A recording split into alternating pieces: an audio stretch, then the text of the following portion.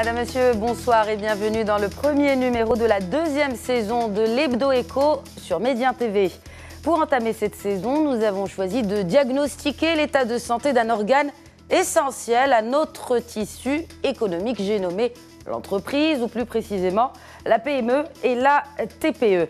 Après une année chaotique, voire blanche selon certains, en termes d'activité, dans le sillage de l'absence d'un gouvernement pendant 6 mois et d'une période plutôt ramadan et été, plutôt automne, les PME, TPE naviguent en eau trouble et les symptômes de leur mal-être sont nombreux. Nous y reviendrons naturellement en chiffres dans cette émission.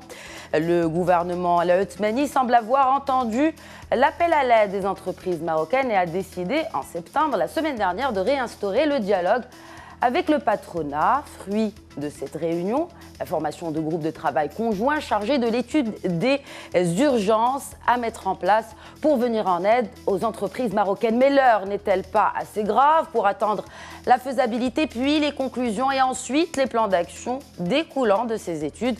En tout cas, aujourd'hui, nous allons passer en revue les urgences présentées au chef du gouvernement. Alors, comment sortir le tissu entrepreneurial de la léthargie dans laquelle il est actuellement et surtout par où commencer pour redémarrer la machine? Pour en parler avec moi, j'ai le plaisir de recevoir ce soir sur ce plateau Mohamed Khalid Ben Omar. Bonsoir.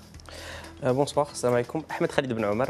Voilà. Bienvenue. Alors, vous êtes conseiller auprès du chef du gouvernement. Également, autour de ce plateau, Amine Duri, bonsoir. Bonsoir. Alors, vous êtes responsable études et communications chez Inforisque. Bienvenue à vous aussi. Merci à vous. Également, sur ce plateau, j'ai le plaisir de recevoir Fadel Agoumi. Bonsoir. Bonsoir. Vous êtes directeur délégué de la Confédération Générale des Entreprises Marocaines. Bienvenue à vous aussi. Merci. Et en face, autour de cette table, le président de la Confédération des PME, TPE marocaines, Abdallah Al-Ferghi. Bonsoir. Bonsoir. Bienvenue. Merci à vous.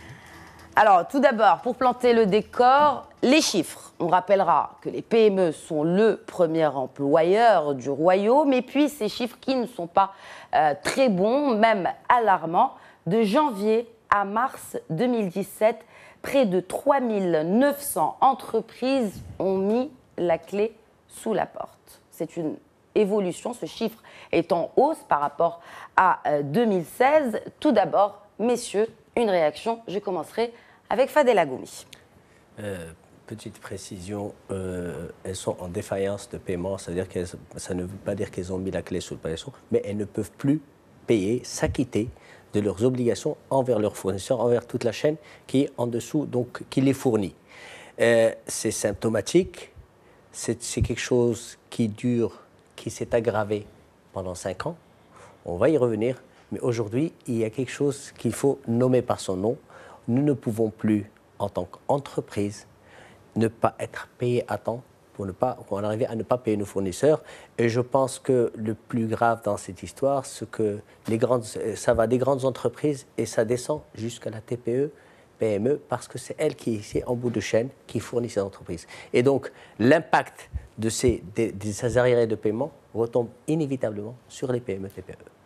Donc, pour vous, ce qui a amené ces entreprises à être défaillantes, c'est principalement le défaut de paiement. Oui, la problématique des arriérés de paiement aujourd'hui est une problématique structurelle dans l'économie marocaine. Ce n'est pas quelque chose de conjoncturel. On a transformé un problème conjoncturel en problème structurel. Donc ce n'est pas un problème conjoncturel. Ça n'a rien à voir avec l'année qu'on vient de passer. Ça connaît des pics, effectivement. Mais il faut revenir, et si vous permettez, je serai très bref, il faut revenir à 2011, lorsque les dépenses de compensation ont explosé. Donc, on a atteint 52 milliards de dirhams. Il y a eu un dérapage budgétaire de l'État. Je ne mets personne en cause. Peut-être qu'on devait maintenir la compensation. Ce qui s'est passé, c'est que l'État n'a pas pu s'acquitter de ses obligations envers les entreprises, parce que l'État n'avait pas les moyens. Et au fur et à mesure, l'État qui ne paye pas, les entreprises qui ne sont pas payées ne payent pas leurs fournisseurs, etc. Et nous sommes retrouvés dans une chaîne, dans un cercle vicieux. Je voudrais juste préciser que, pour bien comprendre les choses, aujourd'hui, les entreprises, et on a un problème de finances publiques, qui est devenu un problème d'entreprises privées, d'entreprises économiques, je ne dirais pas privées, parce que même le secteur public est concerné. Donc, on a transféré une problématique de finances publiques au secteur économique. Les entreprises ne sont pas là pour être le banquier de l'État. Nous ne sommes pas, ce n'est pas notre vocation, parce que quand l'État diffère le paiement de 6 mois, c'est comme si l'entreprise lui faisait crédit. Et donc, notre vocation n'est pas d'être le banquier de l'État. Donc, je m'en arrêterai là, on rentrera dans le détail. Oui, effectivement. Pour moi, c'est pas une question c'est pas une problématique conjoncturelle. Effectivement, on voit que depuis 2010, une évolution quasi similaire de l'évolution des délais de paiement et des défaillances d'entreprises. Les principales touchées aujourd'hui, ce sont les TPE, avec plus de 10 mois de délai moyen sur les marchés privés. Et parallèlement à cela, on voit que les défaillances d'entreprises ont été multipliées par 3. Donc forcément, il est corrélé. Je citerai une statistique pour ça. 40% des défaillances d'entreprises sont liées à des retards de paiement. C'est prouvé statistiquement aujourd'hui. Donc effectivement, on voit que d'année en année, les défaillances d'entreprises augmentent. On a atteint, à la fin de l'année dernière, 7000 entreprises défaillantes. Alors effectivement, par défaillance d'entreprises, on parle d'entreprises qui sont soit en redressement judiciaire, c'est-à-dire qui ont de graves problèmes, qui ne sont pas encore mortes, mais qui sont en mauvaise situation. Celles qui sont en liquidation, c'est-à-dire qu'elles ont fermé. Très bien. La situation est celle-là. Maintenant, si on analyse les causes, il est évident que la cause première de ces défaillances d'entreprises, c'est les délais de paiement. Et on voit Mais pas que. Enfin, je veux dire, certes, selon la statistique que vous venez d'évoquer, 40% sont principalement à cause de ces délais de paiement, mais pas que. Il y a d'autres éléments. C'est quand même un facteur fortement explicatif. Oui, 40%, certainement. C'est quand même très impactant. Mais quelles sont les autres failles? Parce que, comme l'a rappelé M. Agoumi, ça ne date pas d'hier, ça date de 2011. Donc, c'est quelque chose qui se répète et qui pourrait même, disons-le, s'aggraver avec le temps. Peut-être quelque chose à ajouter, M. Felgué? Oui, avec la crise mondiale à partir de 2009 jusqu'à maintenant, les TPE ont subi cette crise. Donc la crise a trop duré, mais les gouvernements qui ont succédé n'ont rien fait pour soulager cette crise. Il y a le manque de financement des TPE. Toutes les entreprises au Maroc ont leurs moyens de financement, à partir de micro-entreprises jusqu'aux grandes entreprises. Sauf la TPE, il n'y a pas de financement. Donc les TPE n'ont pas de financement. On a provoqué pas mal de réunions avec les banques, avec la Banque Le Maghrib, avec pas mal d'organismes, pour les inciter à ce qu'il encourage le financement des TPE. Le problème du financement, c'est un problème grave. Aussi, c'est un problème qui ne date pas d'hier. Donc, c'est toujours la TPE, il n'était pas au centre d'intérêt des programmes gouvernementaux. Il y a, je citerai la stratégie de la TPE qui a été lancée en 2013, mais malheureusement, ça a resté lettre morte. Donc, on a du jour au lendemain, 2014, lancé la stratégie d'accélération industrielle destinée aux PME et non pas aux TPE. Donc on a laissé les TPE à part, malgré qu'ils ont subi la crise, qu'ils ont subi le changement au niveau de gouvernement. Il y a le blocage qui a amené à ce que les administrations ont tous fait référence au blocage pour retarder le paiement. Mais le problème, c'était le blocage, c'était le retard de paiement. 4 TPE parmi 10 font faillite à cause de retard de paiement. Mais il y a aussi le problème administratif. Il y a aussi les lois qui ne sont pas appliquées. Le quota de 20% destiné aux PME n'est pas applicable dans les régions, n'est pas applicable dans les budgets locaux. Donc, quelques ministères les appliquent, mais les autres n'appliquent pas ce quota pour soulager, pour encourager la TPE. Il y a pas mal. Donc, l'accès des TPE aussi aux commandes publiques, ce n'est pas donné à tout le monde d'avoir des commandes publiques. Vu la crise, vu le retard de paiement des secteurs privés, il n'y a pas un maillage entre grandes entreprises et TPE, donc ça manque ce dialogue entre l'administration, les grandes entreprises et les TPE. Donc ça, il n'y a pas on trouve dans d'autres pays, dans nos homologues confédérations et fédérations européennes d'autres pays, on trouve ce écosystème qui marche très bien entre le gouvernement, les grandes entreprises et les TPE. Mais alors Maroc, justement, est-ce qu'aujourd'hui, on voit que l'eau coule à nouveau sous les ponts entre patronat et gouvernement, Khalid Ben Omar, comment voyez-vous la situation justement? Est-ce que la communication, déjà, elle est rétablie avec cette réunion tenue par le chef du gouvernement et la CGEM? Est-ce que je peux réagir déjà sur ce que vous avez dit? Naturellement, bien sûr.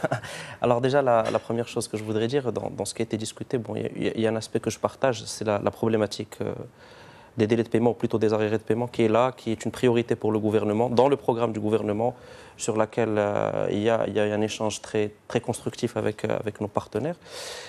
Mais il y a aussi quelque chose que j'analyse d'une manière différente et qui, je pense, dépasse le cadre un peu politique ou des politiques publiques. Vous dites que les défaillances d'entreprise sont problématiques. Effectivement, elles sont problématiques quand elles sont liées à des problèmes qui sont liés, par exemple, au délai de paiement.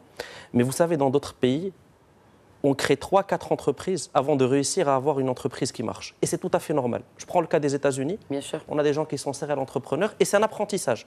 Donc déjà, l'échec dans une entreprise qui a moins de 3 ans, c'est pour ça qu'il faut affiner les statistiques, n'est pas celui d'une entreprise qui a 10 ou 15 ans ou 20 ans. Donc ça, c'est une première nuance qu'il faut faire. Si on prend nos statistiques, effectivement, il y a un problème, mais par rapport à des pays développés, qui ont un tissu entrepreneurial qui est beaucoup plus consistant, par exemple la France, vous savez, il y a 50 000 défaillances de PME par an. Donc ce que je voudrais dire ici, c'est qu'il faut qu'on règle le problème qui est lié effectivement à ces contraintes structurelles qui pèsent sur l'entreprise, mais quand il s'agit d'une opération naturelle qui vise en fait à écrémer, à améliorer notre tissu entrepreneurial, je pense qu'il ne faut pas trop s'en alarmer et que c'est tout à fait normal. Je prends mon expérience personnelle, à une autre époque, à un autre moment, j'ai pensé à créer des entreprises, des échecs, des réussites, c'est tout à fait normal. Du moment qu'il n'y a pas un coût qui pèse sur la personne ou sur la société ou qu'il n'y a pas des problèmes après, je dirais, qui s'accumulent, je pense que ce n'est pas plus mal. Et ça permet à notre tissu entrepreneurial aujourd'hui d'être compétitif. Si on prend par exemple la Tunisie, malgré toutes les difficultés qu'elle a, on voit qu'il y a une régénération des startups, change de métier, change de secteur. Et je pense que c'est quand même un angle d'attaque qui est intéressant et je pense que l'État doit jouer un rôle pour accompagner les gens qui veulent aller vers des secteurs créateurs de richesse et des secteurs porteurs. Mais effectivement, je partage avec mes collègues, effectivement, c'est un problème. C'est un problème qui est là depuis longtemps. Il y a la réalité des chiffres, mais il y a aussi quelque chose qui est très important qu'on n'a pas évoqué, c'est qu'il y a aussi une culture dans le secteur public et privé. C'est quoi cette culture qui est différente? Aujourd'hui, vous prenez quelqu'un qui a construit pour l'État ou pour une entreprise privée un immeuble, une entreprise. Le fonctionnaire ou la personne qui est en charge de la réception, parfois l'a fait traîner pendant 1 année et demie. Et ça, c'est aucun texte de loi qui peut régler ça. C'est les moubellettes, c'est les personnes qui considèrent que c'est tout à fait normal, qu'il n'est pas dans une position de sentir un stress par rapport à ça et que c'est normal que les choses prennent leur temps. Il n'y a pas cette motivation, cette sensation d'avoir en fait une dette en tant qu'individu. On dit que c'est la dette de l'État ou que c'est la dette d'une entreprise, c'est pas grave. Elle sera réglée en temps voulu. Et il n'y a pas en arabe, je ne sais pas comment on peut dire ça, il n'y a pas cette envie, ce souci de porter en soi les difficultés de l'entreprise. Et ça, c'est un vrai problème. On l'a d'ailleurs, je pense, évoqué l'autre jour, ces réceptions qui prennent 1 année, 2 années, 3 années, parfois même 10 ans. J'ai vu des dossiers de réception qui prennent 10 ans, ça existe, dans le public et dans le privé. Et souvent, ils existent, même s'il y a un cadre légal. C'est pour ça que je veux dire aux collègues que le cadre réglementaire ou là, le cadre légal, c'est vrai, le cadre réglementaire et la mise, et la mise en œuvre de ces lois finalement sur le terrain, il y a une grande différence. Je voudrais juste attirer votre attention sur ça. Mais permettez-moi de rebondir sur ce que vient de dire M. Ben Omar. Il renverse de manière très adroite la problématique. Certes, effectivement, c'est lié à la régénération du tissu économique, c'est une chose qui est importante. La défaillance en tant que telle, si on la regarde comme un indicateur, n'est pas explicative de tout. Derrière, il y a une problématique qui est celle des délais de paiement. Mais si je rentre dans votre idée, qui est celle des créations d'entreprises, effectivement, il y a une dynamique de création d'entreprises au Maroc, ça c'est un fait.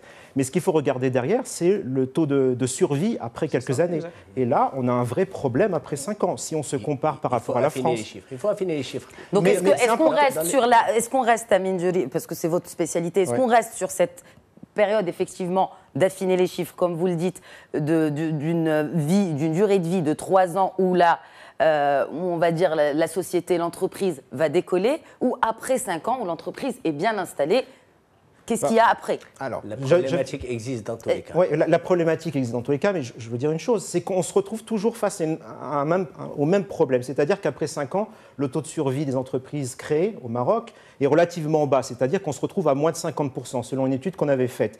En France, par exemple, si on prend la moyenne, selon des chiffres de l'INSEE, si on prend la moyenne de taux de survie, on est à plus de 67%. Ça, c'est une chose. Maintenant, quelle est la cause principale qui explique que le taux de survie après 5 ans est relativement bas? On revient toujours à la même problématique qui est celle des délais de paiement.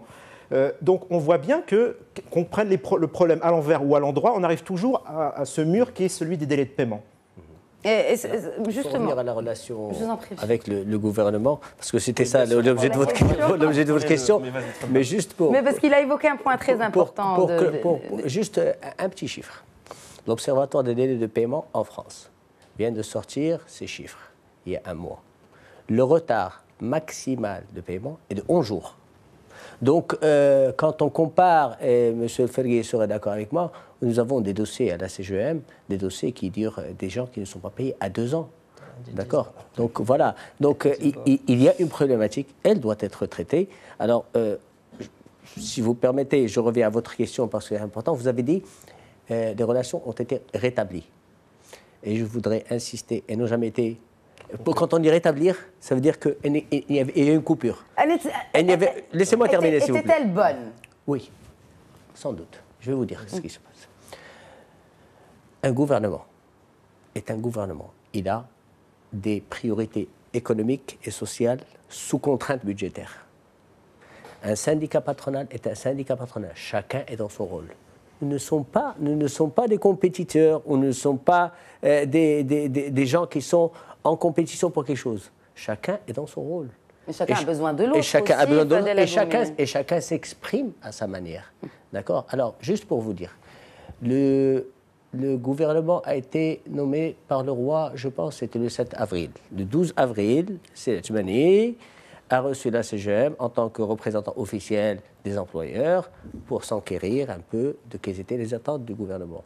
Mais auparavant, nous avons toujours travaillé avec le chef du gouvernement et tous les ministres.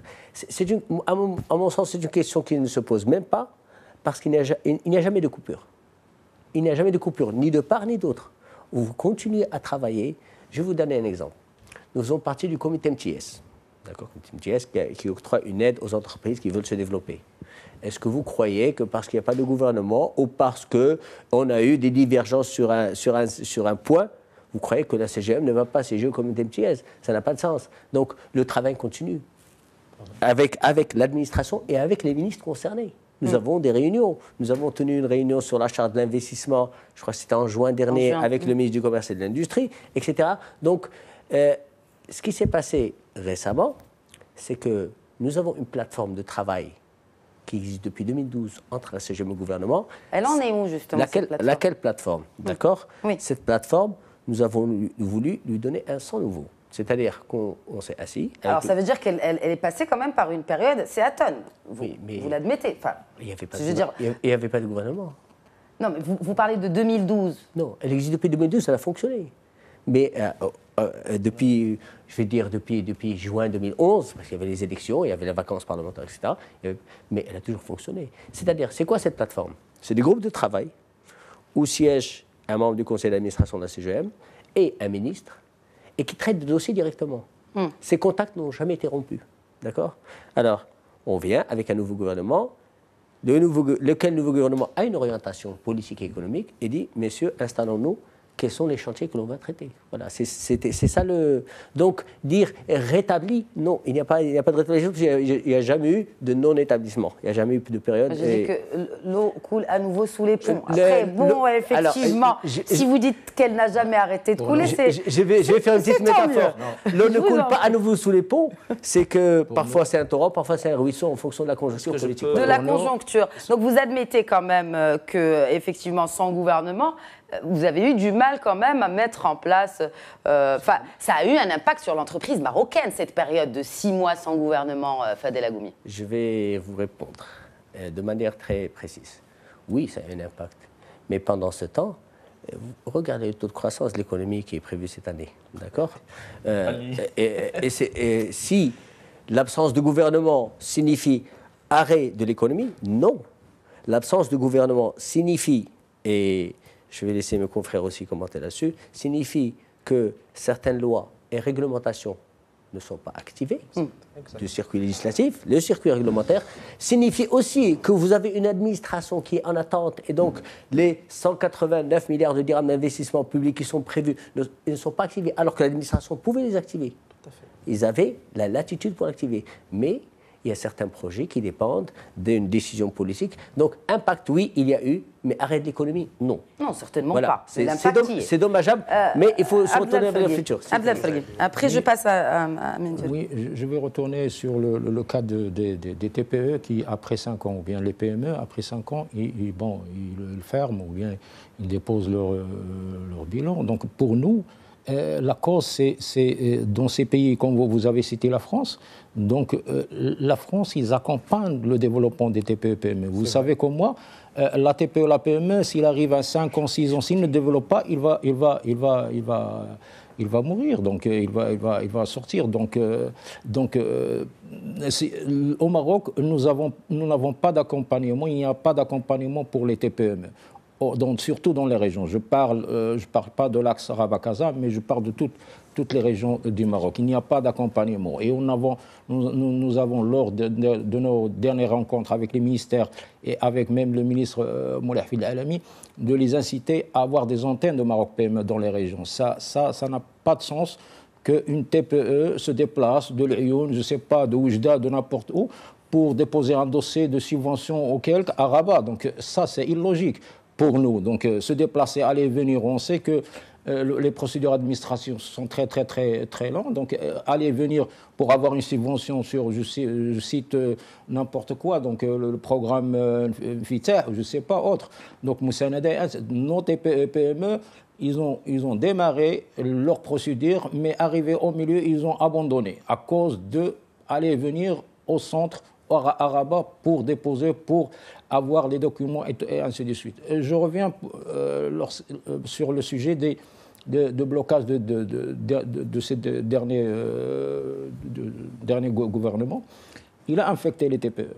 Donc, dans les régions, on a senti très, très, très fort le blocage. De quel impact parlez-vous exactement? Si vous pouvez nous donner des exemples concrets pour que nos téléspectateurs puissent avoir une image claire. Je vous donne des exemples. Par exemple, les délais de paiement se sont augmentés de cause les fonctionnaires, ils font excuse à travers il n'y a pas le gouvernement, il y a le retard, il n'y a pas de ministre et ainsi de suite. Donc, même si au niveau administratif, au niveau gouvernemental, tout le circuit, l'économie marche, mais dans les régions, les fonctionnaires, parfois, ils tablent sur ce problème-là pour retarder les paiements pour avoir. Et on a des cas très alarmants dans les régions entre patrons et fonctionnaires qui avaient des cas très graves dans les régions. Je peux vous citer le cas de Tanger, de Wilaya de Tanger, je peux vous citer le cas de Salé, je peux vous citer le cas de Khribga, ainsi de suite. Alors, Monsieur Agoumi, vous avez évoqué un point très intéressant, c'est celui de la reprise de cette croissance. On évoque un chiffre très intéressant pour 2017, 4%. Est-ce que c'est un bon indicateur pour les entreprises, Mendioli ?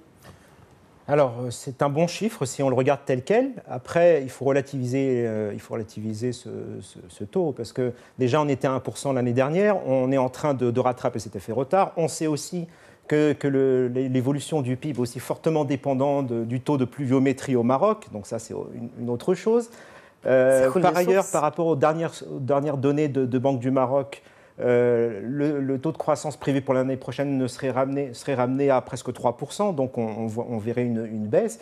Et selon toujours une autre étude de chercheurs de Banque du Maroc, on a constaté sur ces dernières années que le taux de croissance potentiel du Maroc, du PIB, a baissé de quelques points. Donc voilà, certes, il y a un bon chiffre qui apparaît aujourd'hui, mais sur la tendance, je pense qu'il y a encore matière à faire. Je ferai réagir Khalid Ben Omar juste après cette courte pause de pub. Merci de rester avec nous.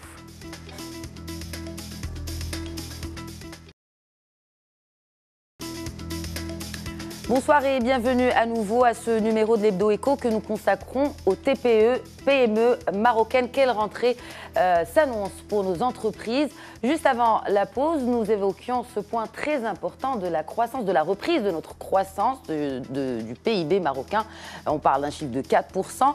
Amine Duri, vous estimez que l'impact serait limité. Je voudrais faire réagir Ahmed Khalid Ben Omar sur ce point en particulier. Je voudrais juste quand même dire un mot sur la relation avec nos partenaires que sont la CGM et la Confédération donc, des PME, TPE. Il faut savoir que c'est une relation qui est partenariale. On n'a pas le choix d'avoir une autre relation. Ça, c'est très important parce que dans un pays comme le Maroc, avec autant d'enjeux sur la compétitivité, sur les réformes que nous sommes en train de faire, sur l'éducation, etc., on ne peut pas se permettre d'avoir une relation qui n'est pas le partenariat. Et je voudrais juste attirer votre attention, si le Maroc réussit à s'en sortir plus ou moins bien par rapport aux pays de la région, c'est justement parce qu'on a cette logique qu'on essaie de mettre en place, autant que faire se peut, de partenariat. Et il y a une chose qui est importante, c'est que si on n'a pas une... Il y a des études qui disent qu'aujourd'hui, s'il y a un problème, un déficit de coordination, rien qu'un déficit de coordination, au niveau politique et économique, on perd 1 point de croissance au Maroc directement.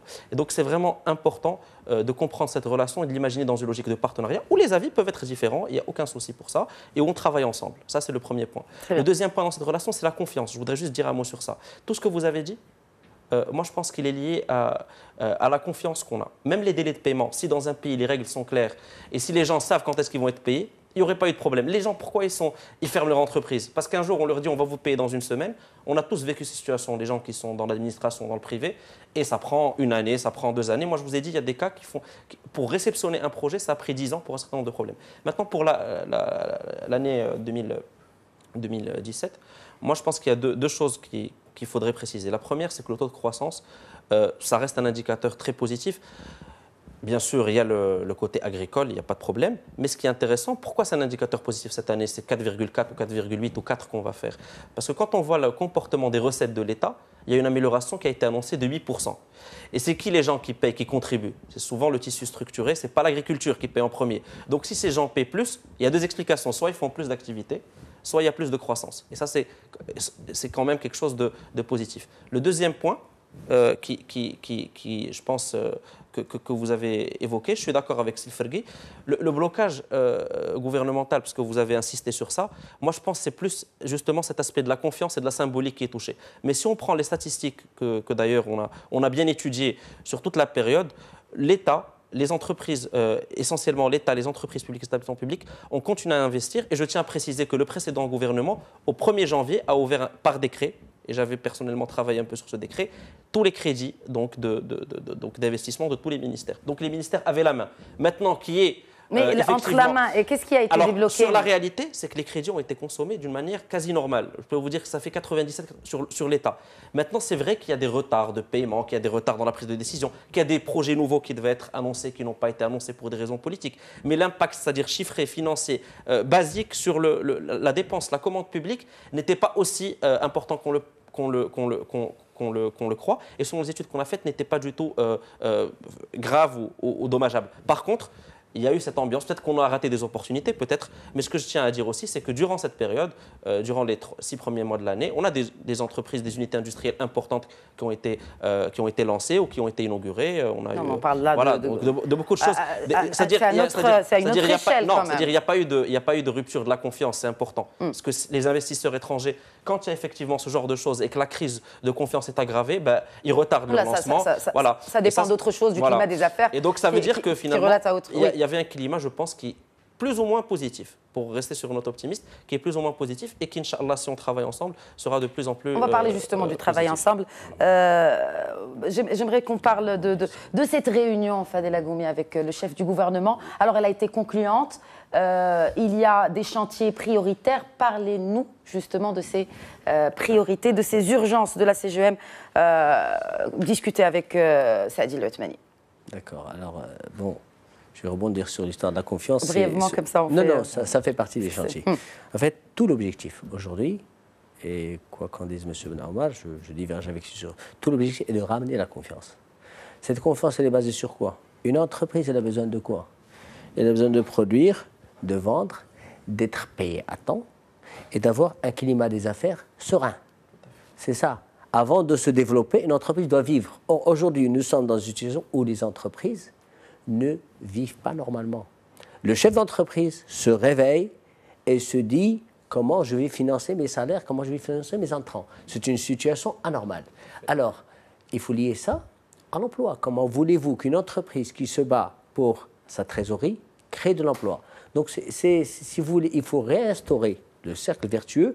Et il y a un certain nombre de mesures. On a parlé des délais de paiement, des arriérés de paiement. Il y a beaucoup de travail qui a été fait avec le gouvernement sur ça, notamment sur les décrets sur le marché public, l'histoire des réceptions. On a normalisé, on a fixé des délais, etc. Mais il n'y a pas que ça. Vous parliez tout à l'heure de mortalité d'entreprise. Oui, les délais de paiement, mais il y a un autre secteur qui est celui de l'informel. Et quand je parle de l'informel, pour que les choses soient très précises, et là la CGM est très claire dessus, l'informel pour nous, ce n'est pas le farracha. Et je le dis en arabe pour que le téléspectateur... Le farracha est un canal de distribution. C'est un moyen de distribution. C'est le distributeur. Mais non, que vend le farracha? S'il vend un produit de contrebande ou un produit qui est fabriqué de manière informelle par une unité qui ne paye ni CNSS, ni qui paie ses impôts, ni qui ne paie ses employés décemment, là on a un problème parce qu'il y a des entreprises, les 2% d'entreprises qui paient 80% d'impôts vont commencer à mourir. Et là aujourd'hui, vous allez dans n'importe quelle épicerie, et les Marocains le savent, ce sont des consommateurs, vous avez du chocolat de contrebande, vous avez du dentifrice de contrebande, vous avez des produits d'hygiène de contrebande, vous avez des rasoirs de contrebande. Vous avez beaucoup de produits de contrebande. Alors, comment se fait-il qu'on ait autant de produits de contrebande? Et comment se fait-il que hier, le gouvernement dit, attention, j'ai vu une déclaration officielle du gouvernement d'un ministre qui disait, attention, faites gaffe à ces produits, il se peut que ce soit des produits de contrebande. Et là, on marche la tête à l'envers. Il faut d'abord trouver une solution. On est en train de tuer l'industrie. On est en train de décimer l'industrie. Vous avez vu par un plan d'accélération industrielle qui arrive avec des nouveaux métiers. C'est bien, c'est une bonne initiative. Mais d'autre part, vous avez une industrie. Le Maroc a une base industrielle. Vous savez, le plastique, la métallurgie, toutes ces industries ne sont pas nées avec le nouveau plan d'accélération. Il faut maintenir ça. Je vais vous donner un exemple symptomatique. Il y a une marque de piles au Maroc que l'on connaît bien, je ne vais pas la citer parce que des problèmes de la AK. Certainement pas. Voilà, des piles bleues qui sont connues, d'accord? Eh bien, il y a 3 ans, on a trouvé que ces piles entraient de Mauritanie. Vous avez l'impression que c'est les piles bleues, pourtant c'est un produit d'entrée de gamme au Maroc. Eh bien, sous le plastique des piles... Attendez. Sous le plastique des piles bleues, c'est des piles chinoises. Qui imitent cette marque, d'accord? Alors, donc, le problème de l'informel est à résoudre, est à saisir, et il faut arrêter, il faut faire le distinguo, parce que souvent on parle de problèmes de sécurité, etc. Non, le canal de distribution, l'État peut s'en charger en organisant ses vendeurs. Il est connu, d'accord? Mais qui fournit Al-Farracha? C'est ça la question. Est-ce que l'État sait qui fournit et laisse faire? Non, l'État ne sait pas. Alors, quelle est la solution? Il faut une volonté parlons des solutions que vous proposez. Attendez, justement. Je vais lister les chantiers, j'en vais en solution. Il faut une volonté politique, il faut une volonté de s'attaquer à cela, tout simplement. Il faut saisir le problème à bras le corps. On ne l'a pas vu comme ça parce qu'on le lit sous le prisme d'Al-Farracha, d'accord, d'un problème social et sécuritaire. Oui. D'accord. Alors, je reviens au chantier. Nous avons un problème qui est le droit de grève, la réforme du Code du travail. Le Code du travail date de 2004. Il n'est pas adapté aujourd'hui pour avoir un contrat de marché, par exemple, que quelqu'un voulait, pour une période de marché, vous voulez recruter. Vous ne pouvez pas, parce que vous êtes limité par le contrat temporaire. Il n'y a pas de flexibilité dans le Code du travail qui permet de s'adapter aux besoins de l'entreprise d'aujourd'hui. Je ne parle pas de travail précaire. Intérimaire. Non, je travaille il y a 2 types de contrats de travail au Maroc. Le contrat de travail, disons 3 types, le CDD, le CDI et le travail intérimaire ou temporaire, d'accord? Voilà. Mais il y a... Saisonnier, il y a d'autres mécanismes qui permettent d'offrir la flexibilité à l'entreprise et aux salariés, parce que le salarié aussi demande ça. Un contrat de marché ou un contrat de prestation pour un projet, ça n'existe pas. Vous avez un projet, vous êtes entreprise, vous avez un projet qui va durer 18 mois. Vous êtes obligé de recruter la personne en CDD ou un travail temporaire pendant 1 an, de la virer et de la reprendre ou de renouveler, mais il faut de la souplesse. Il faut s'adapter aux besoins de l'entreprise. Qui recrute? Ce sont les entreprises. D'accord? Je pense que c'est ce qui marche dans d'autres pays aussi. Bon, après, il y a la pression aussi syndicale. Oui, la pression, c'est dans l'intérêt. N'est-ce pas, monsieur Benamal? C'est dans l'intérêt de l'emploi. C'est dans l'intérêt de l'emploi. Les syndicats ne sont pas contre, croyez-moi, parce qu'on a une bonne relation avec eux et ils ne sont pas contre, mais il faut trouver les bons mécanismes. Autre chantier. avoir un capital humain qui puisse se former. Je parle de formation professionnelle. Aujourd'hui, les entreprises payent 2,3 milliards de dirhams par an au titre de la taxe de la formation professionnelle. À peine 1000 entreprises forment leurs salariés. On consomme 50 millions de dirhams sur une enveloppe qui nous est dédiée de 700 millions de dirhams. Il y a un problème. Il y a un problème. Si vous n'arrivez pas à former vos salariés, vous avez un problème de compétitivité. Voilà. Alors, aux autres points, chantiers, vraiment brièvement, rapidement. Fadel Agoumi. Une administration réactive au service de l'entreprise, je pense qu'on en a parlé, le dernier discours du roi est assez éloquent dessus. Certainement. Il faut résoudre la problématique parce que ce qui se passe aujourd'hui, c'est pas vous avez un problème. Vous n'avez pas affaire au gouvernement quand vous êtes tous les jours en train de traiter vous avez des problèmes d'autorisation. Tout ça, c'est l'administration qui est en bas, y compris l'administration et surtout l'administration communale, les collectivités territoriales. Voilà. Cinquième point est très important. Aujourd'hui, l'État dépense 189 milliards de dirhams en investissement public. La dépense effective est de 136, c'est 70% ou 65%. À quoi sert l'investissement public? Il faut poser la question. Aujourd'hui, les rapports de la Banque mondiale et de l'OCDE vous disent quel est l'impact en termes d'emploi. Mais est-ce que c'est un bon point, justement, cette dépendance par rapport à l'investissement public? Est-ce que c'est bien pour notre entreprise? Khalid Ben Omar, je vais vous interrompre. On va revenir aux autres points, Fadel Agoumi. Est-ce que c'est sain? Écoutez, je vais répondre à cette question en partant de cette étude, de ces études de l'OCDE, notamment sur l'investissement public au Maroc. Ce qui est intéressant, c'est que pourquoi on a besoin de croissance pour un pays comme le Maroc? On a besoin pour créer de l'emploi, pour combattre le chômage. C'est à ça, en fait, que ça sert de créer. Voilà, c'est que les gens, qu'il y ait un bien-être social et qu'il y ait de l'emploi. Donc ça, c'est l'objectif de base. Maintenant, les études qui sont de l'OCDE, ils montrent que la tendance au Maroc, depuis maintenant presque à peu près une vingtaine d'années, c'est qu'on investit beaucoup plus que les pays qui sont comparables à nous. On investit 31% du PIB. Et notre record, c'est-à-dire notre indice de rendement de l'investissement public, est vraiment à un niveau qui est très alarmant. Donc il y a une étude qui a été faite sur ça.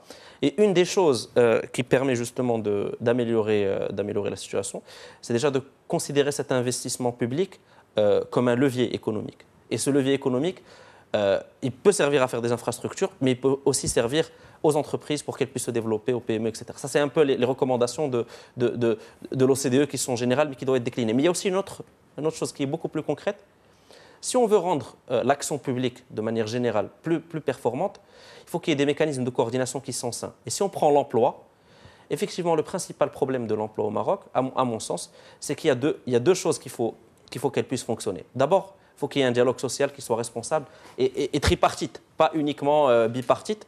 On se trompe souvent, on pense que le dialogue social est entre l'État et les syndicats. Non, c'est un dialogue tripartite entre des partenaires qui ont le même objectif. Dans certains pays, d'ailleurs, dans beaucoup de pays, pour ne pas dire la majorité des pays, l'État n'est pas dans le dialogue social. C'est le patronat et les syndicats. Donc déjà, il faut qu'il y ait un dialogue. Et un dialogue qui arrive à des choses concrètes. Le deuxième grand chantier aussi au niveau de l'emploi, c'est qu'il faut une vision globale, une vision coordonnée, nationale et territoriale, pour que les régions jouent le rôle. Et là, une des choses qui est positive qu'a fait le gouvernement, c'est de réactiver la stratégie nationale de l'emploi, qui vise déjà à relier, et on ne le faisait pas systématiquement au Maroc, la politique éducative, l'offre de formation et la formation professionnelle à l'emploi.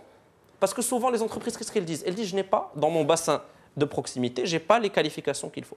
Et je les ramène d'ailleurs. C'est Fergué, il est à Tanger, il sait très bien de quoi je parle. C'est souvent des gens qu'on ramène d'ailleurs parce qu'on n'arrive pas à trouver là où on est les ressources humaines qu'il faut. Et ça, c'est un chantier très important. Le dernier chantier aussi qui est important, et c'est vraiment quelque chose qui est aussi important que l'investissement public, c'est les procédures, sa simplification. On met de l'argent, mais il faut que l'État aussi soit réactif. Et pour qu'il soit réactif, je pense qu'un des grands chantiers ouverts avec la CGM aujourd'hui, c'est comment accélérer cette simplification administrative. 3 mesures qui sont intéressantes et prometteuses, à mon sens, qu'a fait le gouvernement. D'abord, aujourd'hui, on a un numéro vert, 3737. Vous avez un problème, vous pouvez appeler. C'est déjà un premier acquis. Une deuxième chose, c'est qu'il y a des procédures qui embêtent le citoyen et l'entreprise qu'on est en train d'essayer carrément de revoir comme les copies conformes. La troisième chose aussi, c'est qu'Inch'Allah, le 1er janvier 2018, une des choses qui va être mise en place, c'est un portail national unifié pour les plaintes. Aujourd'hui, vous voulez protester devant une administration publique ou demander un dû, vous ne savez pas à qui vous adresser. Alors que dans d'autres pays, dans chaque ministère, au niveau central, vous avez un bureau d'accueil des citoyens et vous avez un endroit, un interlocuteur. Et ça, je pense, des mesures qui peuvent être très prometteuses et des chantiers sur lesquels on peut travailler avec nos partenaires. Alors, je fais réagir... Oui, Hamid Djouri. Oui, je voudrais juste réagir par rapport à la question de l'investissement. Alors certes, Concernant l'investissement public, on a un des ratios investissement public sur PIB, un des plus élevés au monde, mais l'impact sur la croissance, elle est quasiment faible, elle est quasi nulle. Et le deuxième point, c'est qu'une économie ne peut pas marcher sur un pied, c'est-à-dire uniquement avec l'investissement public. Il est nécessaire que les entreprises également fassent leur part. Et c'est là qu'aujourd'hui, on voit qu'il y a une problématique. Quand on regarde les derniers chiffres de Banque du Maroc sur les encours à l'investissement, l'encours est porté quasi exclusivement sur les établissements publics. Oui. Donc on voit bien que malgré les efforts qui sont faits par l'État, notamment avec la mise en place de programmes comme IMTIAS par exemple, qui visent à faciliter justement l'investissement de l'entreprise, ça n'a pas pris, ça ne marche pas encore suffisamment, ça n'aide pas suffisamment, ça n'impacte pas suffisamment en tout cas l'investissement global des entreprises. Abdallah Fadil. Moi, je vais revenir sur la confiance entre l'administration et la TPME, donc les TPE et les PME. Il faut impérativement instaurer une confiance entre l'administration et les TPME. Je vous citerai simplement deux organismes, la DGI et la CNSS.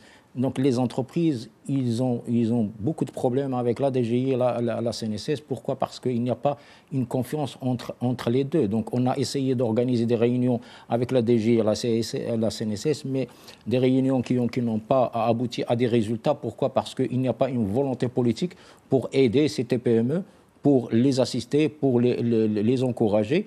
Et nous, lors de la réunion avec M. Saadil Othmani, le chef de gouvernement, donc on a demandé à ce qu'il y ait une amnistie au niveau, nous on demande qu'il y ait une amnistie dans la loi de finances 2018, qu'il y ait une amnistie pour les TPE, surtout les TPME, surtout les TPE. Pourquoi? Parce que, bon, nous au Maroc, on demande beaucoup de paperasse pour, bon, je vous citerai par exemple, les commandes publiques. Pour accéder aux commandes publiques, il faut avoir l'attestation fiscale, avoir l'attestation de CNSS. D'autres pays ne demandent pas ces attestations.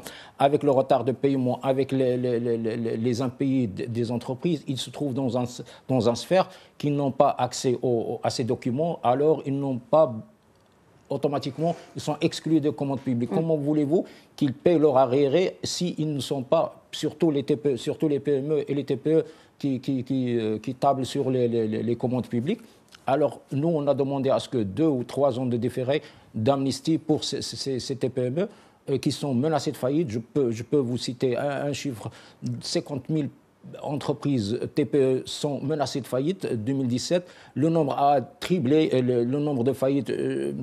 Douéli peut me confirmer. Le nombre des faillites en 2015, c'était 5 180.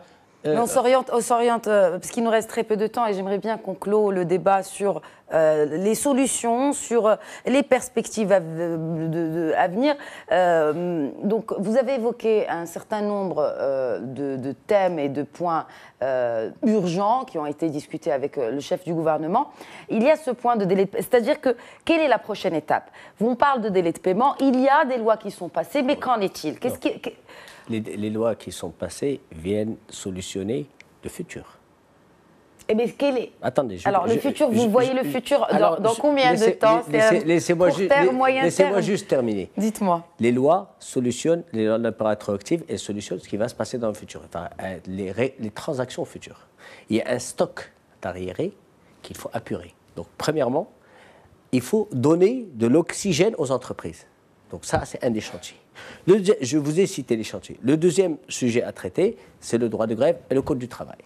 Le troisième, c'est la problématique de l'informel, la formation professionnelle, la relation entre entreprise et administration et la commande publique. Alors, oui, quelles sont les prochaines étapes? Nous avons constitué des groupes de travail avec le gouvernement, constitué, comme je disais, un ministre et un membre du conseil d'administration qui vont venir proposer des solutions au chef du gouvernement et à la présidente de la CGM. Il y a un conseil conjoint qui se tient, etc. Donc, il faut donner à ce genre-là quelques semaines de travail. Je ne parle pas de mois, je ne parle pas d'années. Quelques semaines de travail pour apporter des solutions. Après, si vous permettez, je rebondis sur l'histoire des procédures administratives, etc. Il faut digitaliser au maximum et il faut, premièrement, que ces procédures soient affichées quelque part. Parce que vous allez chez cette commune, et vous allez chez cette commune, elle va vous dire, non, pour moi, la cheminée de votre usine doit faire 30 cm, l'autre va dire 40 cm. Ce n'est nulle part écrit, d'accord? Alors, il faut qu'elle soit, de ce qu'on appelle l'opposabilité des procédures, il faut qu'elle soit transparentes et opposables. D'abord qu'on les connaisse. Avant de les simplifier, on doit les connaître. On doit connaître à quelle sauce on va être mangé. Et il faut des délais après tout voilà. Pardon, Khalid Naoumal. Oui, alors effectivement, la méthodologie de travail avec le partenaire, la CGM, est très importante parce qu'elle va permettre d'arriver à des solutions concrètes et sur lesquelles il y a un consensus. Mais d'ici là, parce qu'il y a une urgence, il y a un moment qui est phare et qui est attendu, je pense qu'il y aura déjà des signaux qui vont être très positifs dans la loi Finance 2018. On travaille d'ailleurs ensemble sur ça. Ce qui est important, c'est qu'il y a des priorités pour le gouvernement, que ces priorités qui ont été évoquées par Siagoumi, c'est les priorités dont le gouvernement est conscient et qui met en top priorité de l'agenda. Mais il y a aussi une dimension qu'on n'a pas évoquée et qui, je pense, peut apporter beaucoup de choses, c'est la dimension régionale.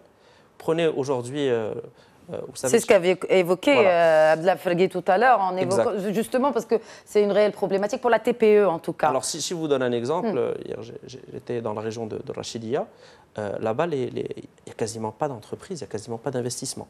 Et comment on peut faire pour rendre ces territoires qui ne sont pas attractifs plus attractifs. Et là, il y a toute une série de... C'est d'actualité. Voilà, il n'y a pas que Rachidia. Voilà, je vous donnais un exemple où j'étais, mais il y a Rachidia, il y a toutes les régions, il y a toutes les régions du Maroc qui sont... Même dans des régions comme Tanger et Husseima, vous avez des poches de précarité, vous avez Chefchaouen, vous avez Ouazzad, Husseima. Et ces provinces-là, je pense qu'aujourd'hui, on doit réfléchir, et ça c'est une des responsabilités du gouvernement, comment est-ce qu'on peut les rendre attractifs. Et je pense que s'il y a des incitations à faire, et je voudrais insister quand même sur ce point, un des engagements du gouvernement, et je pense quelque chose de structurel sur lequel on s'est engagé, c'est que les incitations fiscales et non fiscales qui existent, il faut les revoir pour les emmener vers des secteurs qui sont créateurs de richesse. Ça, c'est un gros chantier, c'est l'épée de Damoclès. Le deuxième point, ce qu'il faut faire aussi, c'est les orienter vers les territoires qui en ont besoin. Surtout. Parce que là-bas, il y a du potentiel énorme dans ces territoires. Il y a des jeunes, qui ont un savoir-faire, qui ont une envie d'innover, mais ils ne peuvent rien faire. Et ça, c'est un vrai problème. Quels sont ces secteurs, justement, Khalid Naoumal? Quels sont les secteurs que vous préconisez à encourager? Alors, sur les secteurs, de toute façon, on a toujours dit qu'au Maroc, il y a plusieurs types de secteurs. Il y a les secteurs traditionnels qui sont là, qui sont créateurs d'emplois. On ne peut pas les rayer de la carte. Il faut essayer de les aider à se développer, à se transformer. Sur les secteurs d'avenir, il y a les secteurs industriels, mais il y a aussi les services. Aujourd'hui, sur les services, il y a énormément de métiers qui sont intéressants. Il y a énormément de poches d'innovation qui sont possibles. Je voudrais juste, à titre d'anecdote, dire que j'étais en Tunisie le week-end dernier. La Tunisie, on la considère souvent comme partenaire, comme concurrent, enfin ça dépend comment on voit les choses, mais c'est un partenaire avec lequel on se complète. Et il y a des startups, et ça je donne cet exemple à titre personnel, qui innovent dans des produits qu'ils commercialisent avec, par exemple, le thé marocain. Voilà, thé marocain qui est fabriqué en Tunisie sous forme soluble avec un procédé d'innovation technologique. C'est quand même incroyable que des pays puissent... je sais pas. C'est comme la babouche qui est fabriquée. On peut aller vraiment très loin. Et ces innovations industrielles, etc., moi je pense aujourd'hui, elles se globalisent. Une des priorités, ce n'est pas de réfléchir tant au secteur, mais réfléchir où est-ce qu'on peut être dans des chaînes de valeur mondiales qui créent de la richesse et où est-ce qu'on peut être compétitif. Est-ce qu'on est prêt finalement, est-ce qu'on est prêt aujourd'hui pour faire partie de cette chaîne de valeur mondiale dans certains secteurs? On ne parle pas bien sûr de l'automobile parce que là, on commence à prendre le lead un peu dans la région, mais moi je pense qu'on est prêt dans pas mal de secteurs. Il y a un grand défi, c'est le défi sur lequel on va tous être d'accord, c'est le capital humain. Aujourd'hui, si on a, avec tous les efforts qu'on est en train de faire, secteur privé, gouvernement, etc., je pense qu'on peut avoir une dynamique positive. Mais là où il faut vraiment que les choses changent en profondeur, c'est au niveau du capital humain. Et d'ailleurs, tous les pays concurrents du Maroc au niveau économique, qu'ils soient des pays proches, des pays du Maghreb ou ailleurs, le bas blesse sur la question du capital humain. Soit il est insuffisamment formé, soit il n'est pas adapté aux besoins du tissu économique. Et sur ça, malheureusement, c'est vraiment là où on perd des points. Parce que sur tout le reste, moi je vais vous dire honnêtement, on reçoit des investisseurs. Ils disent qu'au Maroc, on a un climat des affaires qui est vraiment intéressant. Climat des affaires, en tout cas politique, macro, parce qu'il y a du macro aussi, géographique, le climat, tout est intéressant. Maintenant, effectivement, il y a des choses à améliorer. Administratives dont parlait Fadel Agoumi. Le climat avec un grand C, c'est intéressant. Et je pense que si on travaille ensemble, on peut agir. Mais le capital humain, j'insiste beaucoup sur ça. C'est le défi. Et c'est sur le capital humain que cette émission touche à sa fin. Messieurs, merci d'avoir accepté l'invitation de l'Hebdo Éco. C'était le premier numéro de la deuxième saison de votre émission économique sur Média TV. Au plaisir de vous retrouver la semaine prochaine pour un nouveau numéro de l'Hebdo Éco. Très bonne suite des programmes sur notre antenne.